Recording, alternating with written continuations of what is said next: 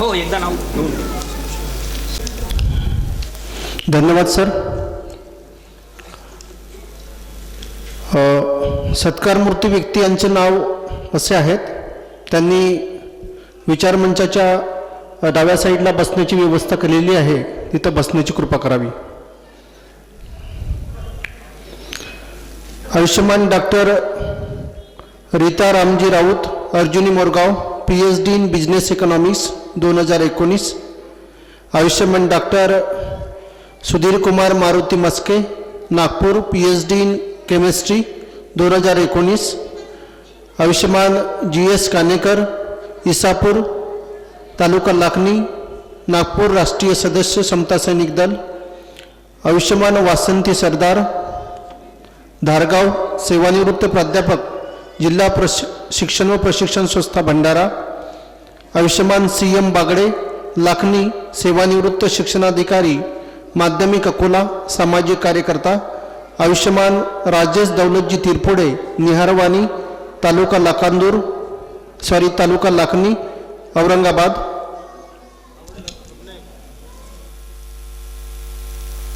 व्यक्तीच्या सत्कार या ठिकाणी होणार आहे, तर त्यांनी डाव्या साईडला बसावं. आयुष्यमान डॉक्टर रीता रामजी राऊत, आयुष्यमान doctor Sudhir Kumar Maruti Maske, Nagpur, PhD in chemistry. आयुष्यमान doctor Pravin Kailas Sabgat, PhD in history 2019, मुक्काम रोंदडा, तालुका आकोट, जिल्हा अकोला. आयुष्यमान गजेंद्र गजभिये, सेवानिवृत्त प्राध्यापक, लाखनी, जिल्हा भंडारा, राष्ट्रीय स्टाफ ऑफिसर, समता सैनिक दल. आयुष्यमान GS कानेकर, सेवानिवृत्त शिक्षक, इसापूर, तालुका लाखनी, नागपूर, राष्ट्रीय सदस्य समता सैनिक दल. आयुष्यमान वासंती सरदार, धारगाव, सेवानिवृत्त प्राध्यापक, जिल्हा शिक्षण व प्रशिक्षण संस्था भंडारा, सामाजिक कार्यकर्ता. आयुष्यमान CM बागडे, लाखनी, सेवानिवृत्त शिक्षणाधिकारी, माध्यमिक अकोला, सामाजिक कार्यकर्ता तथा लेखक. आयुष्यमान दौलतजी तिरपुडे, निहारवानी, तालुका लाखनी, औरंगाबाद, सामाजिक कार्यकर्ता, वदंदा.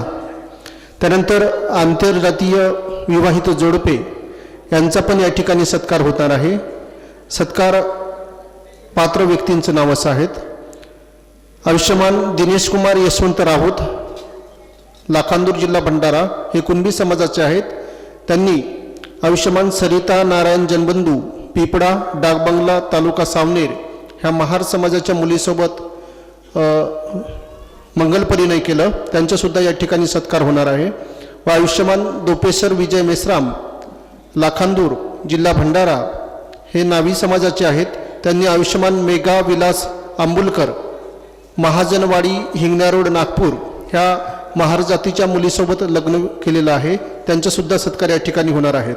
व बहुजन विद्यार्थी संघाचे नोकरीवर लागलेले काही सदस्य असे आहेत, त्यांनीसुद्धा या ठिकाणी बसण्याची कृपा करावी. आयुष्यमान अजित जीवन वैद्य, कुंबली, तालुका साकोली, हे क्लर्क, दिवाणी व फौजदारी न्यायालय, लाखांदूर इथं लागलेले आहेत.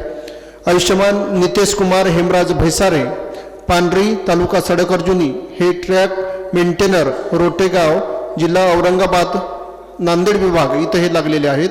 आयुष्यमान अश्विन नारायण रामटेके, डोकेसरांडी, तालुका लाखांदूर, हे ट्रॅकमॅन म्हणून अभियांत्रिकी विभाग, कोहोडी, कडमेश्वर, इथं लागलेले आहेत. आयुष्यमान प्यारेलाल प्राणहंस लोणारे, दिगोरी मोठी, तालुका लाखांदूर, हे ट्रॅक मेंटेनर, गोंडुमरी, नागपूर विभाग, इथं लागलेले आहेत.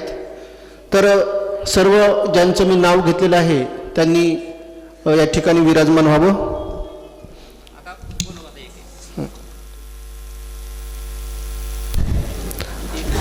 तर आजच्या या कार्यक्रमाच्या सत्कार पात्र व्यक्तींमध्ये आयुष्यमान डॉक्टर रीता रामजी राऊत, अर्जुनी मोरगाव, ज्यांनी PhD इन बिझनेस इकॉनॉमिक्स 2019 मध्ये PhD केलेले आहे. प्राध्यापक यशवंतराव चव्हाण महाविद्यालय लाखांदूर इथं प्राध्यापिका आहेत. त्यांना मी अशी विनंती करतो की त्यांनी या ठिकाणी यावं. आयुष्यमान आजच्या कार्यक्रमाचे अध्यक्ष तसे आयोजक यांना मी अशी विनंती करतो की त्यांनी मॅडमचा सत्कार करावा. स्मृतिचिन्ह व मेमोंटे 2 मॅडमचा सत्कार करावा.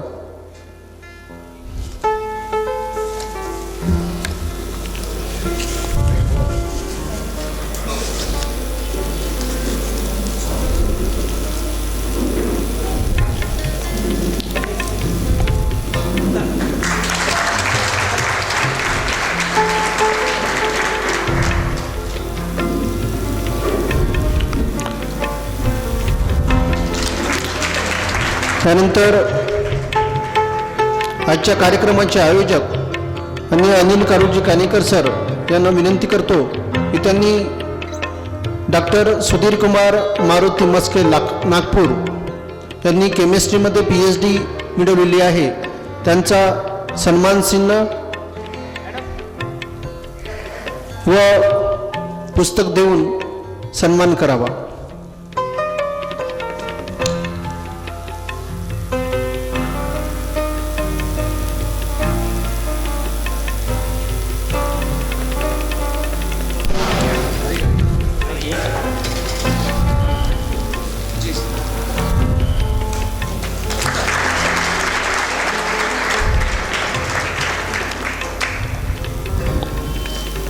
त्यानंतर आयुष्यमान डॉक्टर प्रवीण कैलास अपगड हे इतिहासामध्ये PhD केलेले आहेत, मुक्काम रोनोडा, तालुका अकोट, जिल्हा अकोला. यांना असे विनंती करतो की त्यांनी या ठिकाणी यावं. आजच्या पाहुण्यांना विनंती करतो की त्यांनी त्यांचा सत्कार करावा.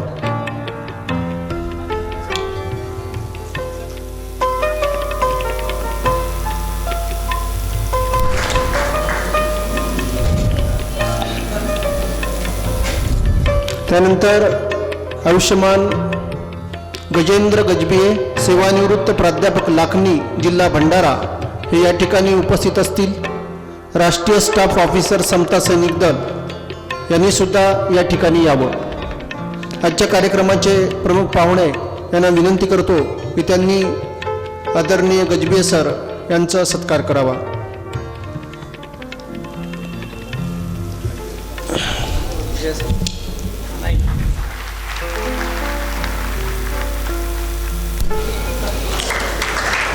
त्यानंतर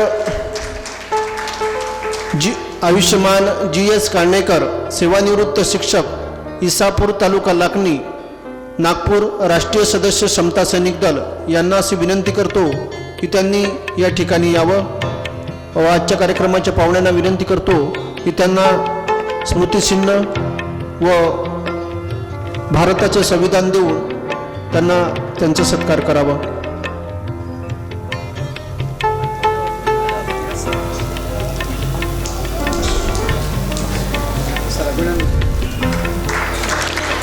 त्यानंतर आयुष्यमान वासंती सरदार, धारगाव, सेवानिवृत्त प्राध्यापक, जिल्हा शिक्षण व प्रशिक्षण संस्था भंडारा, सामाजिक कार्यकर्ता यांना अशी विनंती करण्यात येत आहे की त्यांनी या ठिकाणी यावं.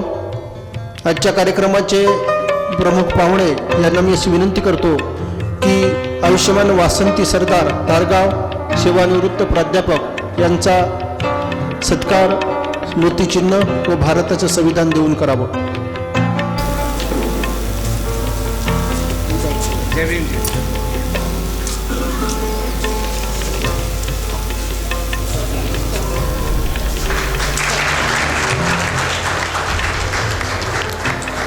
त्यानंतर आयुष्यमान CM बागडे, लाखनी, सेवानिवृत्त शिक्षणाधिकारी माध्यमिक, अकोला, सामाजिक कार्यकर्ता तथा लेखक यांना अशी विनंती करतो की त्यांनी या ठिकाणी यावं.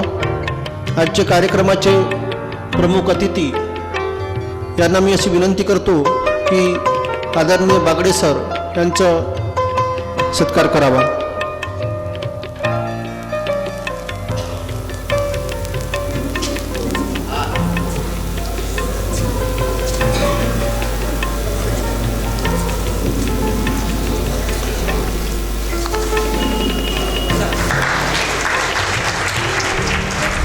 त्यानंतर आयुष्यमान राजेश दौलतजी तिरपुडे, निहारवाणी, तालुका लाखनी, औरंगाबाद, सामाजिक कार्यकर्ता यांना अशी विनंती करतो की त्यांनी या ठिकाणी यावं.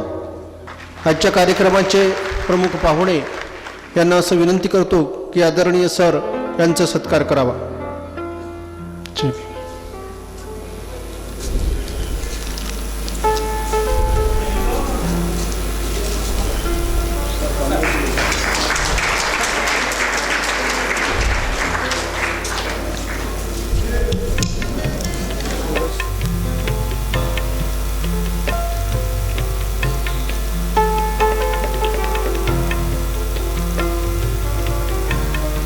यानंतर आंतरजातीय विवाहित जोडपे यांचा या ठिकाणी सत्कार होणार आहे.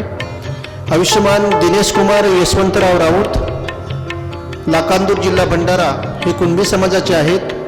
व आयुष्यमती सरिता नारायण जनबंधू, पिपळा डाकबंगला, तालुका सावनेर, हे महार समाजाचे आहेत. यांनी आंतरजातीय विवाह केल्यामुळे त्यांचा या ठिकाणी बहुजन प्रबोधन मंचाच्या वतीनं सत्कार होत आहे. त्यांनी या ठिकाणी यावं.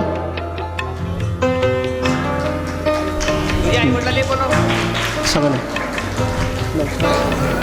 मुलीचे आईवडील तसेच मुलाचे सुद्धा आईवडील या ठिकाणी आले असतील तर त्यांनी या ठिकाणी यावं, विचारमंचावर यावं.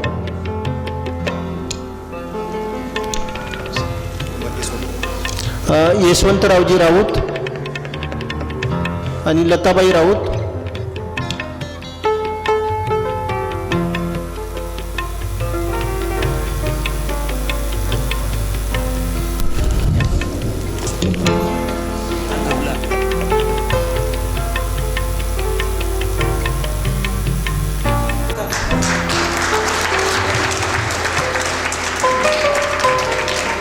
आणि ही आंतरजातीय विवाहित होण्याची ही प्रक्रिया आहे, ही बहुजन महापुरुषांचे विचारधारा वाचल्यानंतरच जातीतोड आणि समाज जाडो ह्या विचारानं प्रेरित होऊन हे संपूर्ण विद्यार्थी या पद्धतीचे पाऊल उठवत आहेत.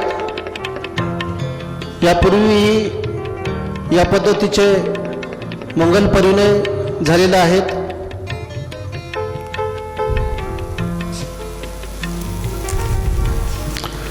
दुसरे आहेत आयुष्यमान दोपेसर विजय मेश्राम, लाखांदूर, जिल्हा भंडारा, हे नावी समाजाचे आहेत. व आयुष्यमती मेघा विलास आंबुलकर, महाजनवाडी, हिंगणा रोड, नागपूर, ह्या महार समाजाचे आहेत. यांनी सुद्धा आंतरजातीय विवाह केलेला आहे. आजच्या प्रमुख पाहुण्यांना मी विनंती करतो की त्यांचा या ठिकाणी सत्कार करावा. आई वडील आले असतील तर त्यांनी सुद्धा या ठिकाणी यावं.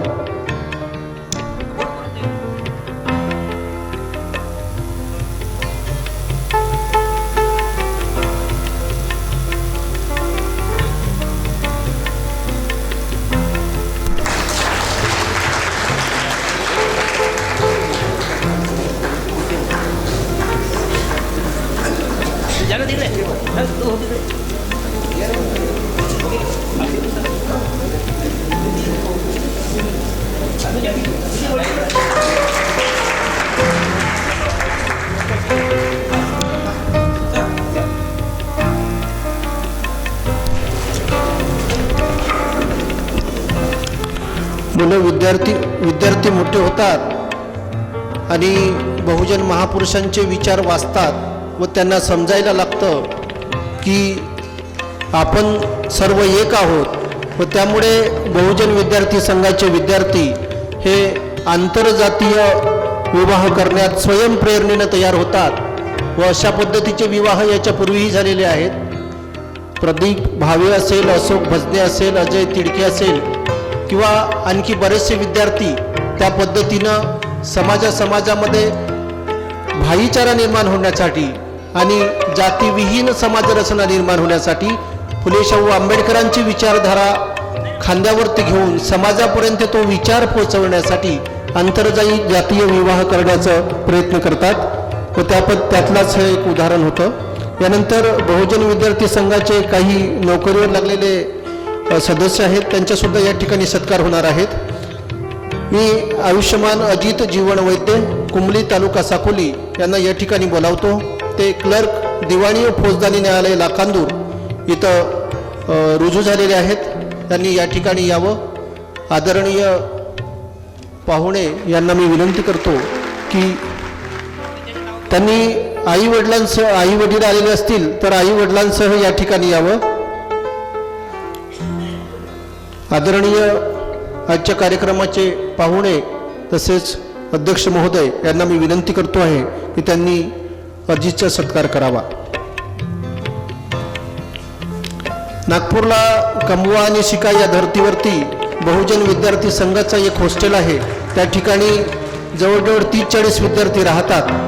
जे मुलं काम करतात ते महिन्याचे 1700-1800-1900 रुपये जमा करतात आणि स्वयंपाक करण्याच्या 2-2 मुलांच्या पाड्या असतात. तेवढ्या मुलांचा स्वयंपाक 2-2 मुलं करतात आणि फुले शाहू आंबेडकरांचा विचारधारेचा पण काम करतात आणि अभ्यास पण करतात आणि नोकरीवर पण लागतात. त्यामुळे त्यांचा या ठिकाणी सत्कार होत आहे.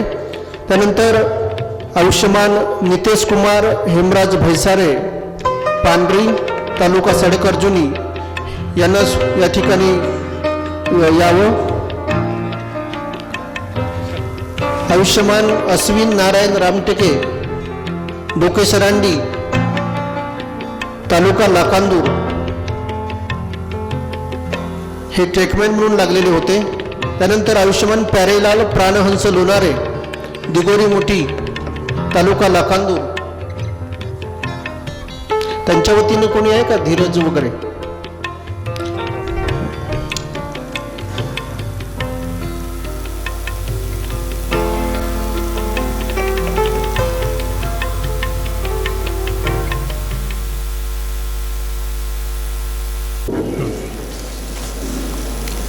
ज्या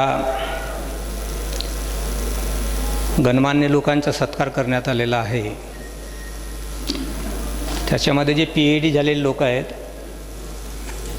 या PhD धारकांकडून आमची अपेक्षा आहे, फुकट फाकट काय आम्ही सत्कार कोणाचा करत नाही.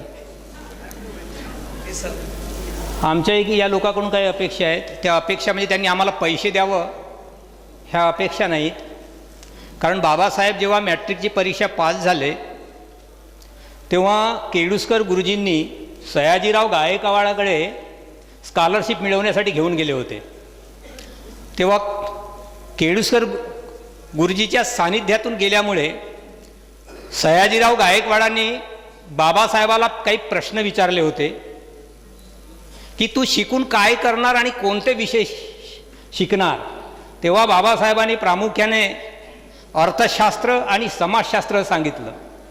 मग ह्या विषयाचा अभ्यास करून तू काय करणार, तेव्हा त्यांनी सांगितलं होतं की मी जे ज्ञान मिळवणार त्या ज्ञानाचा उपयोग माझ्या समाजाच्या कल्याणासाठी करणार असं सांगितलं. आणि निव्वळ सांगितलंच नाही तर बाबासाहेबांनी ते आपल्या कृतीतून करून दाखवलं. म्हणून आम्ही इथे बसलेले आहोत.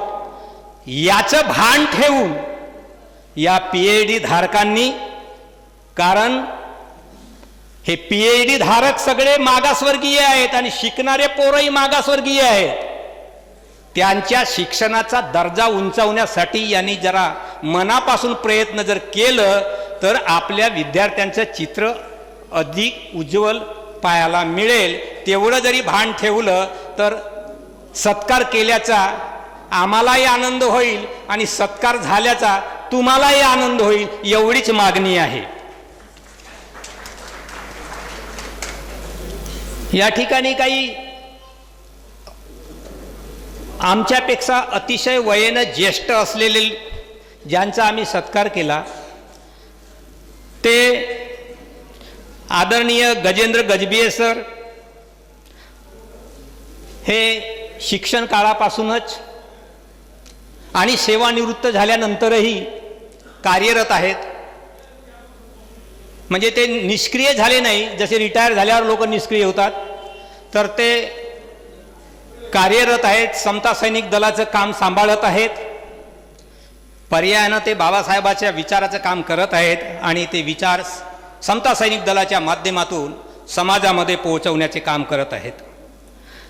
ते लेखकही आहेत, त्यामधूनही ते आपली सेवा करत आहेत. दुसरे आदरणीय GS कान्हेकर, योगायोग असा आहे की ते माझे भाऊ आहेत आणि माझे गुरुही आहेत, ज्यांनी आम्हाला मॅट्रिकला शिकवलं. मला आनंद आहे की माझ्या मोठ्या भावाचा सत्कार करायला मला मिळालं, तो माझ्यासाठी मोठा क्षण आहे. पण भाऊ म्हणून सत्कार मात्र करत नाही हेही तेवढंच खरं आहे. कारण नातेदारीतले सत्कार करायचे नसतात, पण ते सुद्धा आपल्या काळामध्ये समाजामध्ये काम करायचे, शिक्षण झाल्यानंतरही आणि रिटायर झाल्यानंतरही तेही सुद्धा समता सैनिक दलाचं काम करत आहेत. म्हणून त्यांचाही सत्कार. तसेच वासंती सरदार ह्यासुद्धा आता तुम्ही बघितलं असाल की त्यांना चालताना त्रास होत होता. त्यासुद्धा आताही समता सैनिक दलाचं काम करतात. त्यासुद्धा प्राध्यापिका होत्या. म्हणजे तेव्हा लहानपणापासून 13व्या वर्षापासून ते समाजकार्यामध्ये गुंतलेले आहेत आणि म्हणून त्यांच्या त्या कार्याला सलाम म्हणून, त्यांना नमन म्हणून आम्ही त्यांचा सत्कार केलो. म्हणजे आमच्या सत्काराने ते मोठे होतील अशातला भाग नाही, पण दखल मात्र समाजाने घेतलीच पाहिजे. दुसरे आहेत CM बागडे सर. हे सेवानिवृत्त शिक्षणाधिकारी राहिलेले आहेत. यांनी पुस्तकं पण लिहिलेले आहेत आणि आजही समाजाच्या कामामध्ये ते गर्क आहेत आणि म्हणून त्यांचाही सत्कार आपण केलेला आहे. तिसरी व्यक्ती आहे राजेश दौलत तिरपुडे. माझं मूळ गाव जो आहे इसापूर गोंडेगाव, त्या गावाच्या शेजारी जी न्याहारवाणी गाव आहे, अतिशय गरिबीतून वाढलेली व्यक्ती आहे. 1-1 रुपयाला महाग असणारी व्यक्ती, औरंगाबादला बाबासाहेबाच्या मिलिंद कॉलेजमध्ये शिकून तयार झालेला विद्यार्थी, जेव्हा तिथे आजच्या शाळेमध्ये जे जेवण वाढलं जाते मुलांना, तिथे तो जेवणासाठी तिथे काही कामाला गेला आणि ते जेवण तिथे ज्या वेळेवर गेला त्याला जेवायला दिलं.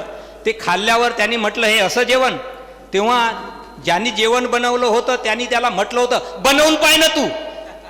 असं जेव्हा त्याला म्हटलं त्यांनी ते जिद्द लागली आणि ते काम त्यांनी सुरू केलं. आज मित्र करोडपती आहे तो या कामामध्ये. त्याचं वैशिष्ट्य असं आहे, तो आजही पाहुण्याला बेडवर झोपायला देतो, बेड देतो, पण स्वतः मात्र आजही खालीच झोपतो. कारण काय असं, मी माझे ते दिवस आठवणार नाही की जे मी खाली झोपत होतो. कदाचित माझ्यामध्ये तो हमभाव येऊ शकतो म्हणून तो म्हणतो मी काही झोपत नाही, मी माझा खालीच बरा आहे.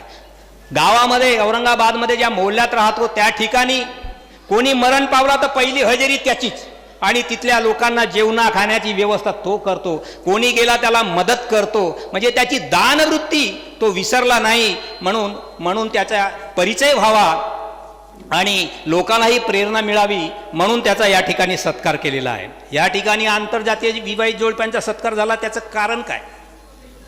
आंतरजातीय लग्न होणं हे काही पहिली गोष्ट नाही आहे किंवा हे पहिले जोडपेही नाही आहेत. पण आम्ही दरवर्षी आमच्या बहुजन विद्यार्थी संघाच्या विद्यार्थ्यांनी जर आंतरजातीय लग्न केलं त्यांचा इथे सत्कार करतो. जे बाकीचे लव्ह मॅरेज करून होतात त्यांचे लग्न करतात त्यांचं आम्ही 15 ऑगस्टला करतो, परंतु इथे नाही. कारण हे लोक फुले शाहू आंबेडकरांच्या विचाराने तयार झाले. ॲनिलेशन ऑफ कास्ट नावाचा ग्रंथ जो आहे, जाती व्यवस्थेचे निर्मूलन, या ग्रंथाचा डोक्यावर त्यांचा परिणाम होऊन त्यांनी ठरवलेलं लग्न आहे की मलाही जाती व्यवस्थेचे निर्मूलन करण्यासाठी माझा वाटा असावा. म्हणून ह्या दोन्ही परिवारांनी एकमेकाचे विचार समजून आणि जाती तोडो समाज जोडो या उपक्रमामध्ये सहभागी झालेत म्हणून त्यांचा सत्कार. ते 2 जोडपे आहेत. आम्ही यांची मागणी करून लग्न करत असतो. त्यांच्या घरी मुलीची घरी जाऊन चर्चा करून त्यांना पटते तेव्हा हे लग्न होतात म्हणून त्यांचा सत्कार. तिसरे बहुजन विद्यार्थी संघाचे जे विद्यार्थी आहेत हे सगळे गरिबीतले पोरं आहेत आणि ढ समजणारे विद्यार्थी आहेत. ज्याला कोणी ते काही हुशार विद्यार्थी नाही, इंटेलिजंट नाही. कारण इंटेलिजंट विद्यार्थी आणि त्याचे पालक आमच्याकडे कोणी ढुकून पाहत नाही.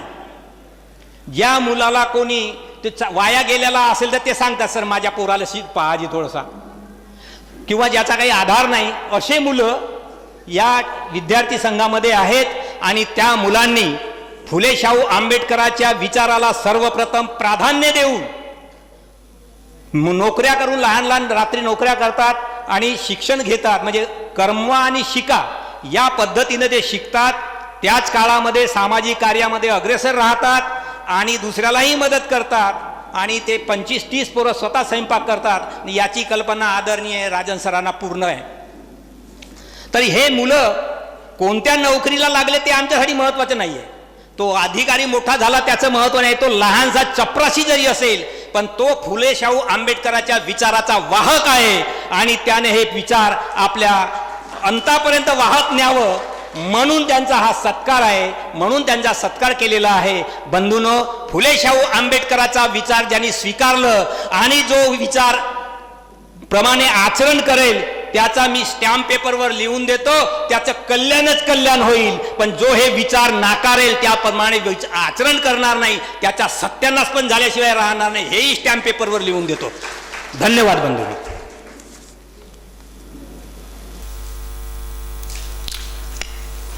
यानंतर आजच्या नियोजित विषयावरती संविधान निर्मात्यांच्या अपेक्षात्या पूर्तीसाठी न्यायपालिकांचे प्रयत्न या विषयावर 19वे राष्ट्रीय संविधान साहित्य संमेलन आयोजित करण्यात आलेले आहे. त्यामुळे आजच्या कार्यक्रमाचे प्रमुख मार्गदर्शक आयुष्यमान ॲडव्होकेट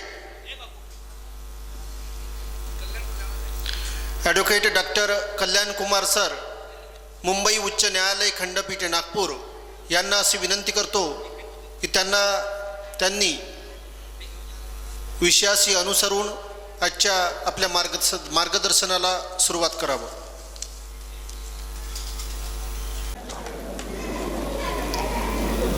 आजचे संमेलनाध्यक्ष डॉक्टर SM राजन सर,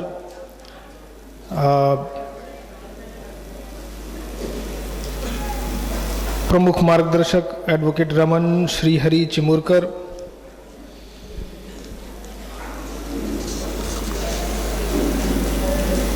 आणि संमेलनाचे आयोजक अनिल कारुजी काणेकर सर. काणेकर सरांसोबत 2-3 दिवसाआधी माझी चर्चा झाली. ॲक्च्युली इथे माझे सिनियर मुंबई उच्च न्यायालयात नागपूर खंडपीठात ॲडव्होकेट फिरदौस मिर्झा साहेब, मी त्यांच्यासोबत काम करतो आणि ते येणार होते. काही कारणास्तव ते येऊ शकले नाही आणि मग मला काणेकर सरांनी इतकी मोठी संधी दिली की तुमच्यासमोर येऊन तुमच्यासोबत काही चर्चा करावी, माझ्या मनात जे आहे या विषयाबद्दल ते शेअर करावा. मराठी माझी मूळ भाषा नाही आहे, माझी मातृभाषा नाही आहे. माझी मातृभाषा हिंदी आहे. मी उत्तर भारतीय आहे. आता भाषावरून जर आपण थोडंसं पुढे गेलो तर मराठी मातृभाषा नाही. इथे आल्यानंतर मी चंद्रपूरला असतो तर मागच्या 10-15 वर्षामध्ये मी भाषा शिकण्याचा प्रयत्न केला, माझे सहकारी सर्वांनी मिळून. तर बोलणं, आपसात संवाद साधणं सोपं जातं, पण पब्लिक स्पीकिंग ज्याला आपण म्हणतो, स्टेजवरून बोलणं हा थोडासा कठीण जातो, त्रास होतो त्या गोष्टीचा. परंतु याचंच उदाहरण घेऊन मी थोडंसं पुढे जातो की मराठी माझी मातृभाषा नाही. माझा शिक्षण जे आहे तो इंग्रजीमध्ये झाला, हिंदी माझी मातृभाषा आहे. आता तालमेल कसा बांधायचा, तर मग कुठेतरी आपल्याला एक आधार पाहिजे, कुठेतरी एक मिडल ग्राउंड पाहिजे. मी असं म्हटलं की मी मराठी बोलणार नाही आणि म्हटलं की मी इंग्रजी बोलणार, तर मी जे बोलणार ते आपल्याला तेवढं लक्षात येणार नाही. तर ह्याच मिडल ग्राउंड जे आपण शोधण्याचा प्रयत्न करतो, त्याच मिडल ग्राउंडच्या ही माझी समजदारी आहे.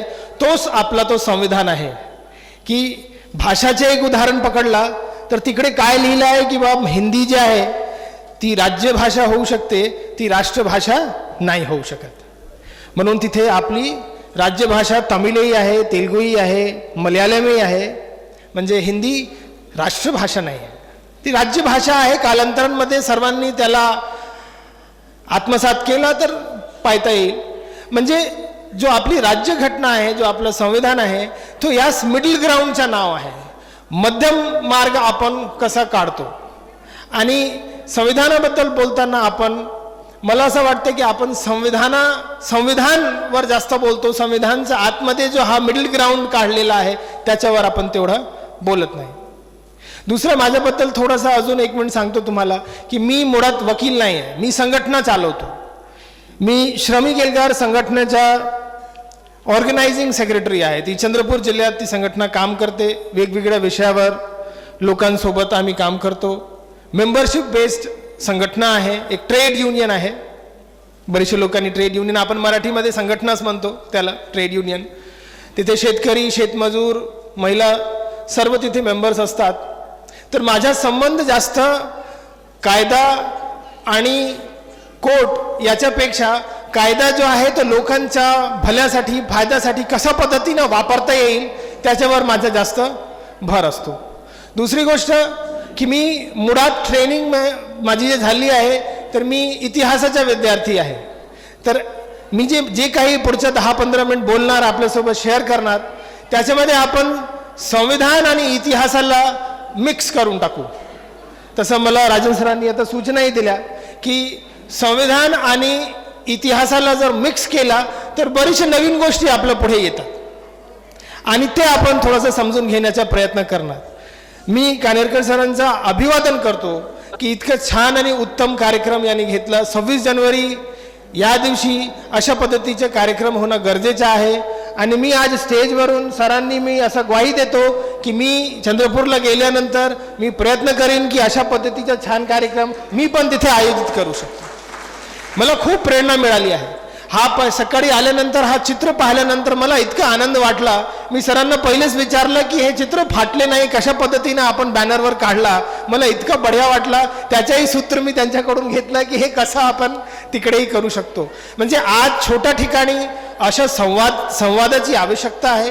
असे संवाद आपण इथे चालू ठेवलं तर तेव्हाच संविधान आपला सुरक्षित राहणार आहे. बरं, संविधान विषयावर बोलताना आपल्याला जो विषय आज आम्हाला मिळाला आहे की आपल्याला संविधान आणि सर्वोच्च न्यायालय सुप्रीम कोर्ट जे काही तत्व आपल्या संविधानामध्ये आहे त्याचं रक्षण करण्यासाठी त्याला पुढे घेऊन जाण्यासाठी सुप्रीम कोर्टाने माननीय सर्वोच्च न्यायालयाने आजपर्यंत काय काय केलेलं आहे. आज तक सुप्रीम कोर्ट ने जो भी हमारे संविधान में जो प्रिंसिपल्स जो आइडियल्स जो रखे गए हैं उनका पालन करने के लिए, उनको आगे बढ़ाने के लिए, हमारे संविधान को सुरक्षित रखने के लिए हमारे सुप्रीम कोर्ट की तरफ से क्या क्या प्रयास किए गए. इसमें हमारा जो आज की जो हमारी पत्रिका है उसमें कानेरकर सर ने ये पढ़ के बताया जिसमें बाबासाहेबांच्या जो त्यांची दृष्टी होती ते उल्लेखित आहे तिथे की मैं सुप्रीम कोर्ट के सारे जजमेंट्स को मानने के लिए तैयार हूं लेकिन मैं उसका रिस्पेक्ट करने के लिए तैयार नहीं हूं. ये मी अगोदरच याच्यासाठी सांगत आहे की जे काही मी पुढे भाष्य करणार तर मी मान्य करतो, देशाच्या कायद्याला मान्य करतो, पण त्यांचा रिस्पेक्ट करतो किंवा त्याच्यावर माझी श्रद्धा आहे असं काही होत नाही. बरं, आपण थोडासा इतिहासाकडे पाहू. संविधान लिहिण्याच्या आधी ही कॉन्स्टिट्युएंट असेंब्ली आपली बनली आणि ही जो कॉन्स्टिट्युएंट असेंब्ली होती याच्यामध्ये जे मेंबर्स होते त्या मेंबर्सनी एक एम्स अँड ऑब्जेक्ट्स म्हणून एक संविधानाचा लेखाजोखा तयार करण्याच्या आधी एम्स अँड ऑब्जेक्ट्स म्हणून एक पत्र तयार केला. हा पत्र इतिहासामध्ये नोंद आहे. जर आपण कॉन्स्टिट्युएंट असेंब्ली डिबेट्स वाचतो, या कॉन्स्टिट्युएंट असेंब्लीमध्ये जवाहरलाल नेहरूंनी ठेवला.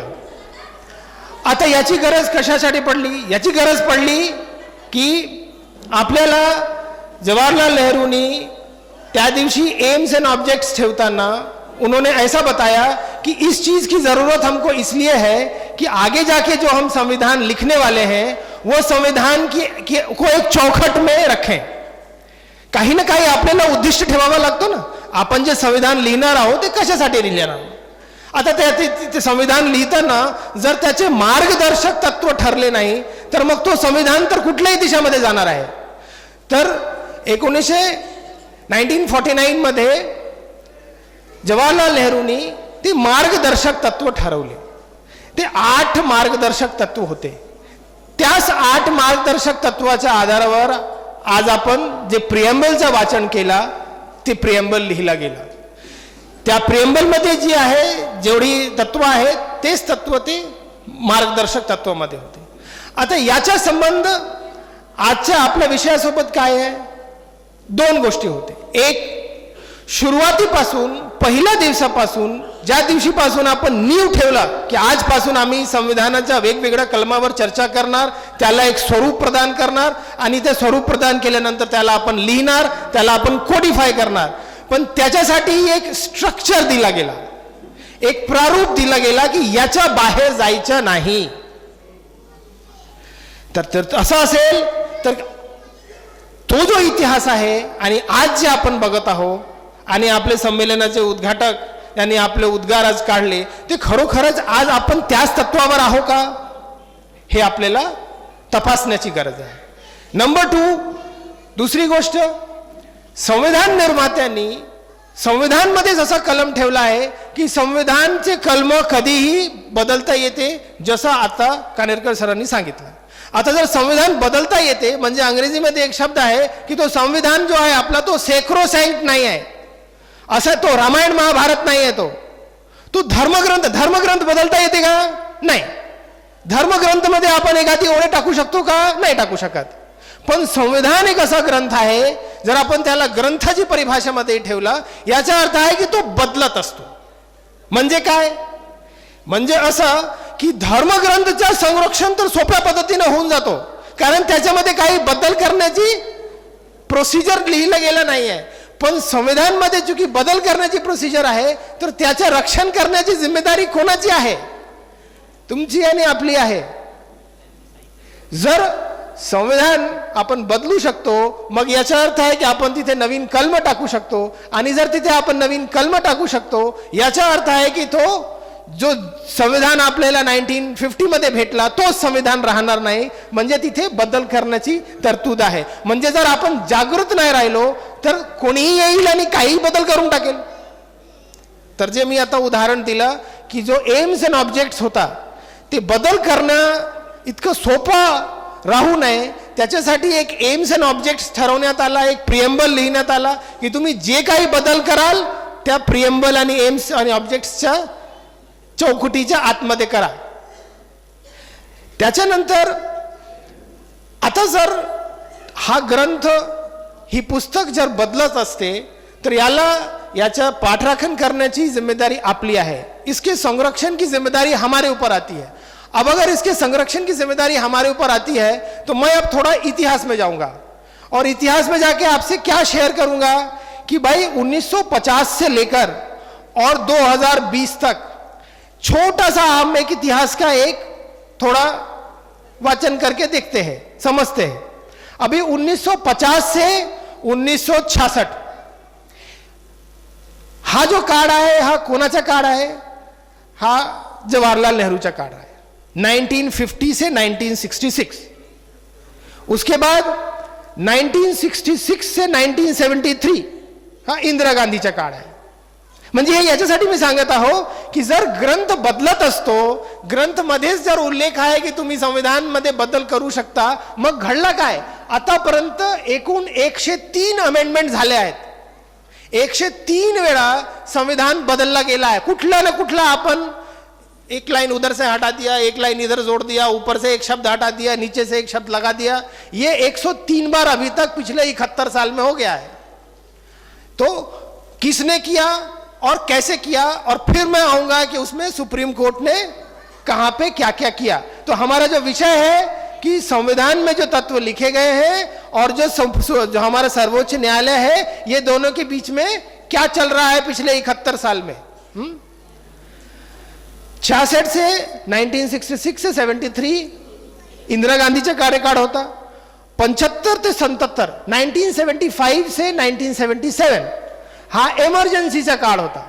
आपल्याला सगळ्यांना माहित आहे आपल्या देशामध्ये एमर्जन्सी लागली होती इंदिरा गांधीच्या काळात.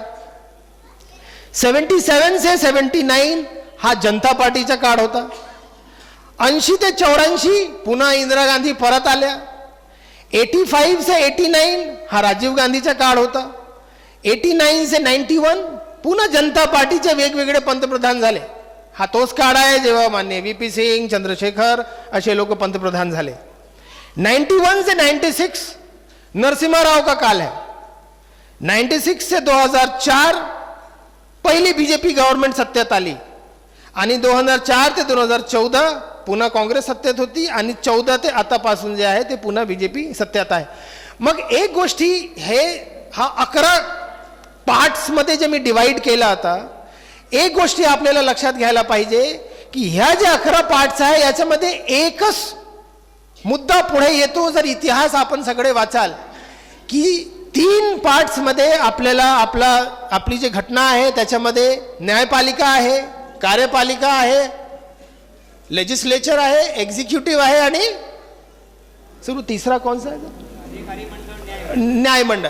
ज्युडिशियरी, एक्झिक्युटिव्ह आणि लेजिस्लेचर हे जे 3 पार्ट्स आहेत, तर ह्या 3 मध्ये ज्युडिशियरी म्हणजे न्यायपालिका आणि कार्यपालिका म्हणजे एक्झिक्युटिव्ह गव्हर्नमेंट, या दोघांच्या मधात 1950 पासून टेन्शन चालू आहे की संविधान कसं ठेवायचा. मित्रांनो, एक आपण लक्षात घेऊ, संविधान लिहिलं गेला आणि लिहिल्यानंतर अवघ्या एका हफ्त्यानंतर त्याच्यामध्ये अमेंडमेंट सुरू झाले. कशावरून? हा जो टसल आहे, रस्सीखेच आहे की संविधान कशा पद्धतीने ठेवायची, ही टसल, ही रस्सीखेच पहिल्या दिवशीपासून चालू आहे. It started from the day 1. आज 26 जानेवारी 1950 ला संविधान अर्पण झाला. 2 हफ्त्यानंतर मी तुम्हाला सांगेन आता पहिला अमेंडमेंट आला. कशावरून आला? काही अमेंडमेंट्स जे आले संविधानामध्ये ते चांगल्या हेतूने आले आणि काही अमेंडमेंट्स जे आहेत ते वाईट हेतून आले. जे अमेंडमेंट्स वाईट हेतून आले तेही आपण बघू आणि जे बदल चांगल्या हेतून आले तेही आपण बघू. आता जवाहरलाल नेहरू, सरदार पटेल, बाबासाहेब आंबेडकर संविधान लिहिल्यानंतर सरकार बसली. सर्वांचं म्हणणं होता की जर आपण बदल करणार नाही आणि जो संविधान होता त्याच पद्धतीने ठेवणार तर आपल्याला सामाजिक बांधिलकी ठेवता येणार नाही. फॉर एक्झाम्पल, रिझर्वेशन ठेवता येणार नाही, रिझर्वेशन मध्ये बदल करता येणार नाही, आरक्षण बद्दल आपली भूमिका स्पष्ट करता येणार नाही, जर वाढवायचे असेल तर वाढवू शकता येणार नाही, कमी करायचे असेल तर कमी करता येणार नाही. कारण आपण एखादी गोष्ट जर 70 वर्ष आधी लिहिलं त्याच पद्धतीची परिस्थिती आजही राहणार अशी तर काही व्यवस्था आहे नाही. ती व्यवस्था तर बदलणारच आहे. जर ती व्यवस्था बदलणार आहे म्हणून अमेंडमेंटचे प्रयोग झाले. आता पहिला काळ पूर्ण 2018 पर्यंत आपण येऊ नये कारण तेवढा आपल्याकडे वेळ नाही आहे. 1950 ते 66 हा नेहरूचा काळ होता. अमेंडमेंट कोणता झाला? पहिला अमेंडमेंट, फर्स्ट अमेंडमेंट होता to secure constitutional validity of zamindari abolition lodge. म्हणजे जे जमीदार मालगुजार विरोधी कायदे की मालगुजारी संपली पाहिजे, जमीदारी संपली पाहिजे, एका माणसाकडे जे 100 एकर आहेत त्या त्यांच्याकडून घेतले पाहिजे, त्यांना कॉम्पन्सेशन कशा पद्धतीने द्यायला पाहिजे सरकार ठरवणार. मग याबद्दल पहिला बदल करण्यात आला. कशाला ह्या बद्दलची आवश्यकता पडली? फर्स्ट अमेंडमेंटची याची आवश्यकता पडली की राईट टू प्रायव्हेट प्रॉपर्टी, ही माझी प्रायव्हेट प्रॉपर्टी आहे, मालकी हक्क आहे, हा फंडामेंटल राईट्स मध्ये होता तेव्हा. मग जेव्हा हे कायदे पास करण्यात आले तेव्हा सुप्रीम कोर्टाने काय केलं? सुप्रीम कोर्टाने सांगितलं की हे चुकीचं आहे. तुम्ही संविधानमध्ये तर असं काही लिहिलं नाही आणि तुम्ही संविधानमध्ये जे लिहिलं आहे त्याच्या विरोधात तुम्ही कायदे बनवत आहात. दुसरं जे मुख्य अमेंडमेंट्स आहेत मी सांगतो, त्याच्यानंतर एक 16th अमेंडमेंट करण्यात आला. आता हे 50 ते 66 1950 to 66च्या कालावधीमध्ये झाला आणि हे जे 2 अमेंडमेंट झाले ते किती परस्पर विरोधी आहे हे बघा. जे आता मी सांगितलं की काही अमेंडमेंट्स चांगल्या हेतून करण्यात आले आणि काही अमेंडमेंट्स वाईट हेतून करण्यात आले. जमीदारी एबॉल्युशन लॉज त्याला सिक्युअर करण्यासाठी पहिला अमेंडमेंट झाला आणि 16th अमेंडमेंट काय झाला याच कालावधीमध्ये? Reasonable restrictions on freedom of speech, म्हणजे जो आपला फ्रीडम ऑफ एक्सप्रेशन आहे, जो आपला बोलण्याचा अधिकार आहे, आपला एक्सप्रेशनचा अधिकार आहे, आपण आपली भावना व्यक्त करू शकतो, जो की आपला एक फंडामेंटल राईट आहे, मूलभूत अधिकार आहे, त्याच्यावर 16व्या अमेंडमेंट मध्ये सर्वात पहिले एक आळा घालण्यात आला. म्हणजे तुम्ही काहीही बोलू शकत नाही, तुमच्या मनात जे येईल ते तुम्ही सांगू शकत नाही. आणि त्याचं कारण सांगण्यात आला की याच्यामुळे लॉ अँड ऑर्डरची परिस्थिती बिघडते. तर म्हणजे फर्स्ट अमेंडमेंट आणि 16th अमेंडमेंट आणि हे 2 अमेंडमेंट जे होते याच्याबद्दल जर तुम्ही तेव्हा सुप्रीम कोर्टचे 2 केसेस होते, एक न्यूजपेपर रमेश थापर म्हणून होते व्यक्ती, त्यांची केस होती. आता केसमध्ये मी जात नाही, मला वाटतं की ते खूप डिटेल होणार. आणि एक दुसरी केस होती, ए के गोपालनची केस होती. मग या 2 केसेस नंतर या 2 अमेंडमेंटच्या काय झाला हे ठरवण्यात आलं. मी या काळामध्ये एवढं सांगू इच्छितो की आपल्याला हे लक्ष देण्याची गरज आहे की हा टसल की कोण मोठा आहे. आम्ही जे कायदे बनवतो संसदमध्ये बसून तो मोठा आहे की जो ज्युडिशियरीमध्ये बसते तो मोठा आहे. ह्या दोघांच्या मधात हा टसल चालू होता. आणि मग या पद्धतीत जेव्हा न्यायपालिकांनी अशा पद्धतीचे जर ऑब्जेक्शन्स आणले, मग त्याच्यानंतर कार्यपालिकांनी आपले संसदेने कायद्यामध्ये बदल करणं चालू केला. तर हे 2 अमेंडमेंट्स या पद्धतीने झाले. मग पुढे काय झालं? मग पुढे 1966 ते 73च्या मधात मग पुन्हा 2 अमेंडमेंट्स आपले जे महत्त्वाचे अमेंडमेंट आहेत ते झाले. थोडं किचकट आहे, परंतु मला माहीत आहे की आपल्याला हे समजून घ्यावं लागेल. आणि मला असं वाटते की अशा पद्धतीचे कार्यक्रमाचे आयोजन जेव्हा आपण करतो तर हे आपली जिम्मेदारी आहे की जी गोष्ट थोडी किचकट वाटेल तरी थोडं आपण समजून घेऊ. आणि नेहमी वरवर न्याय पाहिजे, अन्यायावर असं झालं पाहिजे, हे जे राजकीय भाषण या राजकीय पद्धतीचे जे भाषण असतात त्याच्यापेक्षा थोडंसं जड जाणार. तर 2 अमेंडमेंट्स पुन्हा आहे आणि हे 1966 ते 73च्या मधात झाले. 24वा अमेंडमेंट 24th अमेंडमेंट काय म्हणतो की तुमचे जे मूलभूत अधिकार होते ते सगळं मूलभूत राहणार नाही. त्याच्यामध्ये प्रत्येक मूलभूत अधिकारामध्ये एक क्लॉज लावण्यात आला की तुम्ही जर पब्लिक ऑर्डरमध्ये बिगाड़ करत असाल, तुम्ही जर आप अगर कानून का उल्लंघन कर रहे हैं तो हम आपको ये मूलभूत अधिकारों में आपको खुली छूट नहीं रहेगी. फिर से 24th अमेंडमेंट में ये बात आई. और 25वें अमेंडमेंट में क्या हो गया? जो पहले अमेंडमेंट से जो प्रॉब्लम जा रही थी लोगों को कि भाई आपके प्रॉपर्टी का अधिकार आपके है लेकिन वो 100% 100% आपके नहीं है, इसलिए प्राइवेट प्रॉपर्टी के ऊपर आपका 100% अधिकार नहीं रहेगा. ऐसा करके जो फंडामेंटल राइट्स था उसको 25th अमेंडमेंट से उसको और कमजोर कर दिया गया. अब इसके बाद यही एक टाइम है, यही एक समय है जब सबसे इंपॉर्टेंट जजमेंट सुप्रीम कोर्ट ने दिया. आपला विषय आहे ना संविधान, आणि सुप्रीम कोर्टाने त्या संविधानाचा पाठराखण करण्यासाठी काय काय प्रयत्न केला किंवा त्यांची भूमिका काय होती. तर सुप्रीम कोर्टची भूमिका अशी होती की जे आतापर्यंत आपण 1973 पर्यंत आलो, 1970 पर्यंत सुप्रीम कोर्टाचा जो संविधान वाचण्याचा जो कल होता तो होता की जो शब्द लिहिलेला आहे मी त्या शब्दाच्या बाहेर जाणार नाही. हा 70-72 पर्यंत आपल्याला दिसतो. जो शब्द लिहिला आहे म्हणजे इथे जर लिहिला आहे की constitutional morality is not a natural sentiment, तर मग मी माझे सर्व जजमेंट्स जे आहे या सेंटेन्सच्या अवतीभोवती ठेवणार.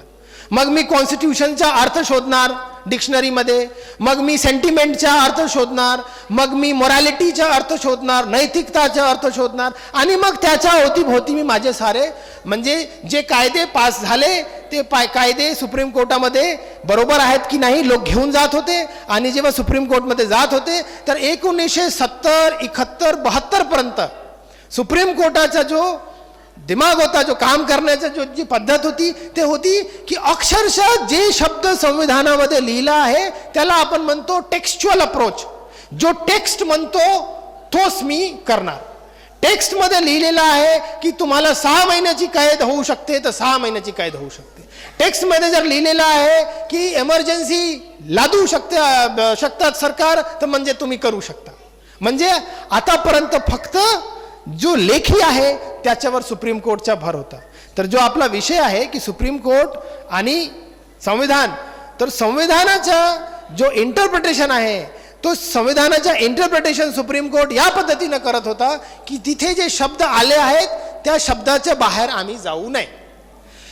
1973 मध्ये सर्वात पहिले असं झाला की संविधानाने एक केशवानंद भारती नावाचा एक जजमेंट लिहिला. केशवानंद भारती एक महाराज होते. हजारो एकर जमीन त्यांच्याकडे होते. मालगुजारी आणि जमीनदारी बंद झाल्यानंतर त्यांच्या जमीन त्यांच्याकडून काढण्यात आला आणि या जमिनीला सर्व गोरगरिबांमध्ये वाटप करण्यात आला. त्यांचं म्हणणं होता केशवानंद भारतीचा की माझे मूलभूत अधिकारांचं उल्लंघन झालं आहे आणि मला कॉम्पन्सेशन बरोबर मिळाला नाही, मला पैसे सरकारने बरोबर दिले नाही. आणि सरकारचं म्हणणं होतं की कॉम्पन्सेशन देणं न देणं हे आमचा अधिकार आहे, हे नंतर आम्ही पाहू. तर केशवानंद भारतीमध्ये तर केस गेली होती कायसाठी की बा यांना कॉम्पन्सेशन मिळालं पाहिजे की नाही. कोणाला? केशवानंद भारतीला. परंतु 73 पर्यंत सुप्रीम कोर्टामध्ये आपला सर्वोच्च न्यायालयाच्या विचारामध्ये आणि विचार तत्वामध्ये आपल्याला बदल काय दिसतो की हे या प्रश्नाचं उत्तर देण्याच्या त्यांनी तो ते दिलंच 400 पानामध्ये, हा 700 पानाचा जजमेंट आहे. मग बाकीच्या याच्यामध्ये जे 24th अमेंडमेंट झाला होता की तुमचे मूलभूत अधिकार जे आहे ते फंडामेंटल राईट्स तुमचे फंडामेंटल नाही आहेत, त्याच्यावर त्यांनी भाष्य केला. आणि हा जो भाष्य केला त्याच्यामध्ये पहिल्यांदा सुप्रीम कोर्टनी जो टेक्स्च्युअल अप्रोच होता, म्हणजे जो लिहिला आहे आम्ही त्याच हिशोबाने संविधान वाचू, ते सोडून मग स्ट्रक्चरवर गेले. स्ट्रक्चर म्हणजे काय, जे मी सुरुवातीत सांगितलं होतं की आपला ते प्रारूप ऑब्जेक्टिव्ह की तुम्ही ह्या चौकटीच्या बाहेर नाही जाऊ शकत.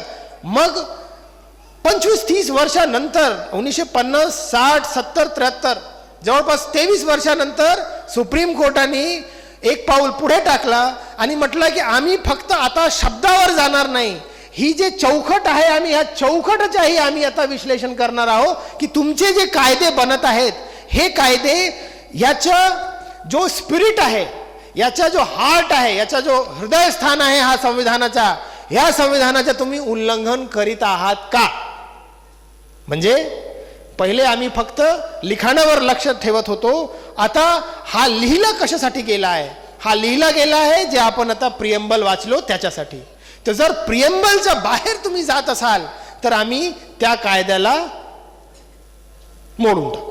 तर म्हणजे 24th अमेंडमेंट होता जे संविधानामध्ये 24वा जो बदल होता त्याला केशवानंद भारती केसमध्ये काय केलं गेलं, केशवानंद भारती केसमध्ये त्याला बाजूला केला गेला की हे आम्हाला मान्य नाही. केशवानंद भारतीला तुम्हाला किती पैसे द्यायचे आहे ते सुरुवातीचे 200 पानामध्ये आहे, पण नंतरचे 200 पानामध्ये सुप्रीम कोर्टाने फंडामेंटल राईट्स आमचे जे मूलभूत अधिकार आहे त्याच्यावर भाष्य केलं. तर अशा पद्धतीचा बदल जे आहे आपल्याला पुन्हा दिसतो. मग सुप्रीम कोर्टाच्या सर्वोच्च न्यायालयाचा अशा पद्धतीचा अप्रोच पाहिल्यानंतर मग 75 ते 77 हा 77 2 वर्ष आपल्याला इंटरनल इमर्जन्सीचे आहेत. आणि आपल्याला जे नवीन लोक आहेत त्यांनाही आता माहीत आहे आणि जुने लोकांना तर माहीतच आहे की इमर्जन्सीच्या काळामध्ये आपले सर्व अधिकार, सर्व राईट्स बाजूला केले गेले. सर्व लोकांना जेलमध्ये टाकण्यात आला. आमचे जे बोलण्याचा अधिकार, आम्हाला कोर्टामध्ये जाण्याचा अधिकार हे सर्व काढून टाकण्यात आला. याच कालामध्ये एक जजमेंट आला. मी पुन्हा सांगत आहो, हे आता जेव्हा आपण जमिनीचे कायदे आपण बाहेर जेव्हा बोलतो तेव्हा मी बरेचशा लोकांना पाहिलं आहे की आपल्या हिशोबानं आपण कोर्टचे जजमेंट्स ही एकामेकाला सांगत असतो की असं आलाय व असं नाही होऊ शकत, मुलींना अधिकार भेटलाय असं नाही होऊ शकत. त्याच पद्धतीनं आपल्याला वारंवार मी सांगत आहोत की काही हे जजमेंट्स आपल्याला लक्षात घेणं आवश्यक आहे. त्याच्याशिवाय आपण सुप्रीम कोर्टाचा रोल काय होता, सर्वोच्च न्यायालयाचा रोल काय होता त्याच्यावर आपण जास्त काही बोलू शकत नाही. मग इमर्जन्सीच्या काळामध्ये एक खूप वाईट गोष्ट घडली की सुप्रीम कोर्टामध्ये जेव्हा शुक्लाजी म्हणून एक व्यक्ती होते त्यांनी एक अपील टाकली की इमर्जन्सीमध्ये मला जर आरोपी ठरवण्यात आला आहे तर मला कशावरून आरोपी ठरवण्यात आला आहे हे मला पहिले जेलमध्ये टाकण्याच्या आधी मला सरकारने सांगावा. त्यांचं एवढंच म्हणणं होता. कोर्टामध्ये जे आपण मोठे मोठे केसेस पाहतो ना, कोर्टामध्ये हे केसेस साधारण प्रश्नावर जातात आणि मग त्याचे एवढं मोठं प्रकरण तिथे उभा होतो. तिथे त्यांचा प्रश्न काय होता शुक्लाजींचा, शुक्ला साहब का सवाल था कि भाई इमरजेंसी लग गई है, इमरजेंसी में आप मेरे ऊपर आरोप कर रहे हैं और मुझे आप जेल में भेज रहे हैं. जेल में भेजने से पहले आप मेरे ऊपर आरोप क्या है वो मुझे लिख के तो बताएंगे कि मैंने गुनाह क्या किया है. सिर्फ इसी छोटी बात पे वो चले गए सुप्रीम कोर्ट तक. और सुप्रीम कोर्ट ने वो एडीएम जबलपुर की एक केस थी, मतलब जे आपले ॲडिशनल डिस्ट्रिक्ट मजिस्ट्रेट जबलपूरचे होते, पहिले हायकोर्टामध्ये ते जिंकले शुक्ला साहेब, त्यांच्या विरोधात त्यांनी सुप्रीम कोर्टामध्ये अपील केली आणि सुप्रीम कोर्टामध्ये अपील जेव्हा झाली तेव्हा सुप्रीम कोर्टने असं ठरवलं की जेव्हा एमर्जन्सी असतो त्या एमर्जन्सीमध्ये तुम्हाला कोणतेही प्रश्न विचारण्याचा अधिकार नाही आहे. म्हणजे काय झाला, याचा अर्थ असा झाला की आतापर्यंत केशवानंद भारती केसमध्ये तुम्ही जे संविधानाचा जो हृदय आहे ते बघत होते, तर आता एडीएम जबलपूर 2-3 वर्षामध्येही 77 पर्यंत काय झाला की तुम्हाला कोणतेही प्रश्न विचारण्याचा अधिकार नाही. आणि कोर्टाचे दरवाजे त्या कालावधीमध्ये एमर्जन्सीमध्ये सर्वांसाठी बंद झाले आणि हा निकाल आल्यानंतरच ये निर्णय बाहर आने के बाद ही लगातार लोगों को जेल में डाला गया, वो कोर्ट में जा नहीं सके और 2-2, 3-3 साल तक लोगों को जेल में रहना पड़ा.